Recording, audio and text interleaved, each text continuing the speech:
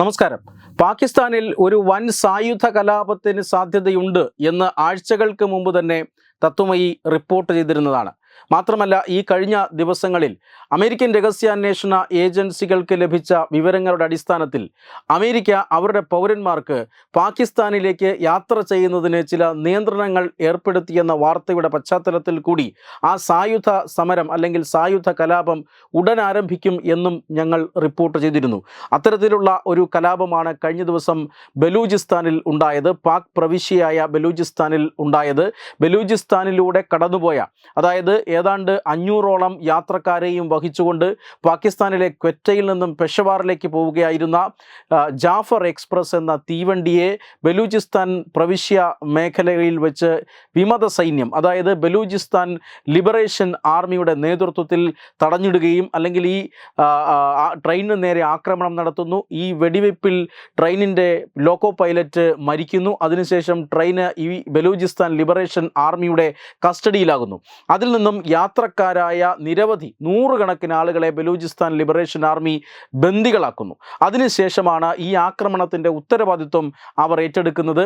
അതായത് ഈ ആക്രമണത്തിന് പിന്നിൽ ഒരു ലക്ഷ്യമുണ്ട്. ബലൂചിസ്ഥാൻ ലിബറേഷൻ ആർമിയുടെ രാഷ്ട്രീയ തടവുകാർ ഈ ബലൂചിസ്ഥാൻ മേഖലകളിൽ നടക്കുന്ന പല ഘട്ടത്തിലുള്ള അല്ലെങ്കിൽ പലതരത്തിലുള്ള സമരങ്ങളുണ്ട്. അവർ അനീതിക്കെതിരെ സമരം ചെയ്യുന്നുണ്ട്, പാകിസ്ഥാൻ ഭരണകൂടത്തിനെതിരെ സമരം ചെയ്യുന്നുണ്ട്. ഈ സമരങ്ങളിലും അതുപോലെ തന്നെ ബലൂചിസ്ഥാൻ ലിബറേഷൻ ആർമിയുടെ വിവിധ പ്രവർത്തനങ്ങളുടെയും ഒക്കെ ഭാഗമായി അവർ നടത്തിയിട്ടുള്ള ആക്രമണങ്ങളുടെയൊക്കെ ഭാഗമായി രാഷ്ട്രീയ തടവുകാരെ പാകിസ്ഥാൻ തടങ്കലിൽ വെച്ചിട്ടുണ്ട്. ഈ രാഷ്ട്രീയ തടവുകാരെ മോചിപ്പിക്കുക മാത്രമല്ല, ബലൂചിസ്ഥാൻ മേഖലയിൽ നിന്നും നിരവധി യുവാക്കളെ അല്ലെങ്കിൽ ബലൂചിസ്ഥാൻ ലിബറേഷൻ ആർമിയുടെ പോരാളികളെ കാണാതായിട്ടുണ്ട്. ഇവരെല്ലാം പാകിസ്ഥാൻ ആർമിയുടെ കസ്റ്റഡിയിലാണ് എന്ന് പല ഘട്ടത്തിൽ സൂചനകൾ ലഭിച്ചിരുന്നു. ഈ പറയുന്ന കാണാതായിട്ടുള്ള ആളുകളെ ഉടൻ വിട്ടയക്കുക, അതുപോലെ തന്നെ രാഷ്ട്രീയ തടവുകാരെ വിട്ടയക്കുക എന്നീ ആവശ്യങ്ങളാണ് ബലൂചിസ്ഥാൻ ലിബറേഷൻ ആർമി സർക്കാരിനോട് മുന്നോട്ട് വെച്ചത്. പക്ഷേ യാതൊരുവിധ മീഡിയേറ്റർ അല്ലെങ്കിൽ ഏതൊരുവിധ മധ്യസ്ഥതയ്ക്കും തയ്യാറാകാതെ പാകിസ്ഥാൻ നേരിട്ട് സൈനിക നടപടിക്ക് മുതിരുകയായിരുന്നു. പാകിസ്ഥാൻ സൈനികർ ഹെലികോപ്റ്ററിലും മറ്റും ഈ പറയുന്ന ട്രെയിൻ തട്ടിയെടുത്തിരിക്കുന്ന ഭാഗത്തേക്ക് വരികയും ഉടൻ തന്നെ ലിബറേഷൻ ആർമിയുമായി, ബലൂചിസ്ഥാൻ ലിബറേഷൻ ആർമിയുമായി ഒരു ഏറ്റുമുട്ടൽ ഉണ്ടാവുകയും ചെയ്തു. പക്ഷേ പാകിസ്ഥാൻ്റെ കണക്കുകൂട്ടലുകൾ അനുസരിച്ച് കാര്യങ്ങൾ മുന്നോട്ട് പോയില്ല എന്നുള്ളതാണ് വാസ്തവം. ഏറ്റവും ഒടുവിലായി ഈ ഏറ്റുമുട്ടലിൽ 30-ലധികം പാകിസ്ഥാൻ സൈനികർ വെടിയേറ്റു മരിച്ചു എന്ന വാർത്തയാണ് വരുന്നത്. അതായത് ബലൂചിസ്ഥാൻ ലിബറേഷൻ ആർമി ശക്തമായി തന്നെ തിരിച്ചടിക്കുകയാണ്.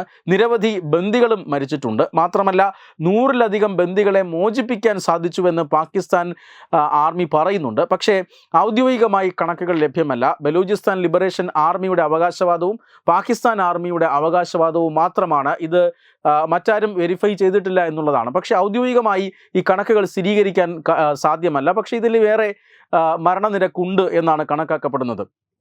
30-ലധികം പാകിസ്ഥാൻ സൈനികർ ഒരു ഓപ്പറേഷനിൽ, അതായത് ഒരു ട്രെയിനിനെ മോചിപ്പിക്കാനുള്ള ഓപ്പറേഷനിൽ മരിച്ചു വീണു എന്ന് പറഞ്ഞാൽ ആ ഓപ്പറേഷൻ വിജയിച്ചോ ഇല്ലയോ എന്നതിൽ തീർച്ചയായും വലിയ സംശയമുണ്ട്. അതുകൊണ്ട് തന്നെ ബലൂചിസ്ഥാൻ ലിബറേഷൻ ആർമി അവിടെ ഒരു വലിയ മുന്നേറ്റം നടത്തിയിരിക്കുന്നു. ഈ ബലൂചിസ്ഥാൻ ലിബറേഷൻ ആർമിയുടെ ആവശ്യത്തോട് തന്ത്രപരമായി പ്രതികരിക്കാതെ നേരിട്ട് യുദ്ധത്തിനിറങ്ങിയ പാകിസ്ഥാൻ്റെ അടവുകൾ പാളി എന്ന ഒരു സംശയവും ഈ ഘട്ടത്തിൽ ഉയരുന്നുണ്ട്. എന്തായാലും ഈ ബലൂചിസ്ഥാനിൽ വളർന്നു വരുന്ന അല്ലെങ്കിൽ വർദ്ധിച്ചു വരുന്ന ഈ വലിയ പ്രതിഷേധത്തിന് ഒരു കാരണമുണ്ട്. ബലൂചിസ്ഥാൻ മേഖല, പാകിസ്ഥാൻ്റെ ഈ പ്രവിശ്യ മേഖലകളെല്ലാം തന്നെ വിലയേറിയ ധാതു സമ്പത്ത് ഉള്ള മേഖലയാണ്. ധാതുക്കളാൽ സമ്പന്നമാണ് ഈ മേഖല. അതുകൊണ്ട് തന്നെ പാകിസ്ഥാൻ ഭരണകൂടം ഇവിടെ നിന്നുള്ള ധാതുക്കളെല്ലാം കൊള്ളയടിച്ചു കൊണ്ടുപോവുകയും അതേസമയം തന്നെ ഈ മേഖലയിലെ ജനങ്ങൾക്ക് ആവശ്യമായ വികസന പ്രവർത്തനങ്ങളൊന്നും തന്നെ നൽകാതിരിക്കുകയും രാഷ്ട്രത്തിൻ്റെ വിഭവം അത് തുല്യമായി വിതരണം ചെയ്യാതിരിക്കുകയും ചെയ്യുന്നു എന്നുള്ളതാണ് അവിടുത്തെ ഏറ്റവും അടിസ്ഥാനപരമായ പ്രശ്നം. അതുകൊണ്ട് തന്നെ അവിടെ നിന്നും വലിയ ധാതു സമ്പത്തുള്ള മേഖലയായിട്ട് പോലും അവിടെ നിന്നും ധാരാളം ധാതുക്കൾ കൊള്ളയടിക്കപ്പെട്ടിട്ട് പോലും അവിടുത്തെ ജനങ്ങൾക്ക് ജീവിക്കാൻ ആവശ്യമായ ജീവിത സൗകര്യങ്ങളൊന്നും തന്നെ ഇല്ല. അവർ ജീവിക്കാനായി പാടുപെടുന്നു എന്നുള്ളതാണ് വാസ്തവം. ഇതാണ് ഇവരെ പ്രതിഷേധിക്കാൻ പ്രേരിപ്പിച്ചത്. ബലൂചിസ്ഥാൻ ലിബറേഷൻ ആർമിയുടെ കീഴിൽ വലിയ രീതിയിലുള്ള പോരാട്ടം നടത്താൻ ബലൂചിസ്ഥാനിലെ ജനങ്ങളെ പ്രേരിപ്പിക്കുന്നതും അതുതന്നെയാണ്. ആദ്യ ഘട്ടങ്ങളിലൊക്കെ ഈ ബലൂചിസ്ഥാൻ ആർമിയുടെ പോരാട്ടങ്ങളെ ചെറുത്തു തോൽപ്പിക്കാൻ അല്ലെങ്കിൽ അടിച്ചമർത്താൻ പാകിസ്ഥാൻ സൈന്യത്തിന് കഴിഞ്ഞിരുന്നു. അവർ അതിനെ ചില ഭീകരവാദി സംഘടനകളെയും ഉപയോഗിച്ചിരുന്നതാണ്. പക്ഷേ ഇപ്പോൾ പാകിസ്ഥാൻ്റെ ഒരു അവസ്ഥ അത് പൊതുവെ മോശമാണ്. പാകിസ്ഥാൻ വലിയ സാമ്പത്തിക പ്രതിസന്ധിയിലാണ്. പാകിസ്ഥാന് പലതരത്തിലുള്ള ലോക സഹായങ്ങൾ കിട്ടുന്നുണ്ട്. ലോകരാജ്യങ്ങളുടെയും അതുപോലെ തന്നെ അന്താരാഷ്ട്ര ഏജൻസികളുടെയും സഹായങ്ങളുടെ അടിസ്ഥാനത്തിൽ മാത്രം മുന്നോട്ട് പോകുന്ന ഒരു രാജ്യമാണ്. അതിനോടൊപ്പം തന്നെ വലിയ രീതിയിലുള്ള രാഷ്ട്രീയ അസ്ഥിരതയും പാകിസ്ഥാനെ സംബന്ധിച്ചിടത്തോളം ഉണ്ട്. ഈ വലിയ പ്രശ്നങ്ങളിൽപ്പെട്ട് ഉഴലുന്ന ഒരു രാജ്യമെന്ന നിലയിൽ ഇപ്പോൾ ബലൂചിസ്ഥാൻ ലിബറേഷൻ ആർമി നടത്തുന്ന ആക്രമണങ്ങളെ പ്രതിരോധിക്കാൻ ഇവർക്ക് സാധിക്കുന്നില്ല. മാത്രമല്ല മറുഭാഗത്ത് നിന്നും തെഹ്രീക്കി താലിബാൻ പാകിസ്ഥാൻ എന്ന താലിബാനി സംഘടനകളുടെ അഫ്ഗാനിസ്ഥാൻ സംഘടനകളുടെ ചില ആക്രമണങ്ങളും പാകിസ്ഥാൻ നേരിടുന്നുണ്ട്. മൊത്തത്തിൽ ഇസ്ലാമാബാദ് വലിയൊരു സുരക്ഷാ ഭീഷണിയിലാണ്. അതുകൊണ്ട് തന്നെ രാഷ്ട്രം ഒന്നടങ്കം വലിയ സുരക്ഷാ ഭീഷണിയാകാൻ പോകുന്നു. പാകിസ്ഥാൻ പല കഷ്ണങ്ങളായി വിഭജിക്കപ്പെടാൻ പോകുന്നു എന്ന വിലയിരുത്തലുകൾ നേരത്തെ തന്നെ ഉണ്ടായത്. ഇതിൻ്റെ അടിസ്ഥാനത്തിലാണ് ഇപ്പോൾ ബലൂചിസ്ഥാൻ ലിബറേഷൻ ആർമി കൂടി ശക്തിപ്പെട്ടു വരുന്നത്. പക്ഷേ ഈ മേഖലയിൽ അതായത് പാകിസ്ഥാൻ ഭരണകൂടം അവരുടെ ധാതു സമ്പത്ത് കൊള്ളയടിച്ചിരുന്നു.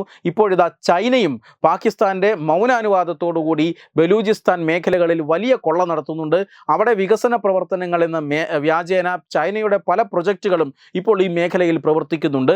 ഇതെല്ലാം തന്നെ പ്രാദേശിക ജനവിഭാഗത്തിൽ വലിയ എതിർപ്പുളവാക്കുകയും ഭരണകൂടങ്ങൾക്കെതിരെ വലിയ അമർഷമുണ്ടാക്കുകയും ചെയ്തു. ഇതാണ് വലിയ വലിയ സംഘർഷങ്ങളിൽ കലാശിക്കുന്നത്. എന്തായാലും അന്തിമ പോരാട്ടത്തിനായി തങ്ങൾ ഒരുങ്ങിക്കഴിഞ്ഞു എന്നാണ് പാകിസ്ഥാൻ ലിബറേഷൻ ആർമി പറയുന്നത്. ഇതൊരു തുടക്കം മാത്രമാണ് എന്നും അവർ പറയുന്നുണ്ട്. എന്തായാലും ഈ ട്രെയിൻ ആക്രമിച്ച സംഭവത്തിൽ പാകിസ്ഥാൻ സൈന്യത്തിന് ഒരു ചെറിയ അമളി പറ്റിയിരിക്കുന്നു എന്നതിൽ തർക്കമൊന്നുമില്ല. ബലൂചിസ്ഥാൻ ആർമിയെ അവർ വില കുറച്ച് കാണുന്നു. ഇപ്പോൾ പാകിസ്ഥാൻ ഭാഗത്ത് വലിയ ആൾനാശം ഉണ്ടാവുകയും ചെയ്യുന്നു. വെബ് ഡെസ്ക് തത്തുമൈ news. Branding partner Edubix online executive education, focus physiotherapy centre Pattom, Unnath engineering Gujarat, തീർത്ഥയാത്ര.com, അയൺ ബിൽഡ് ഗുജറാത്ത്.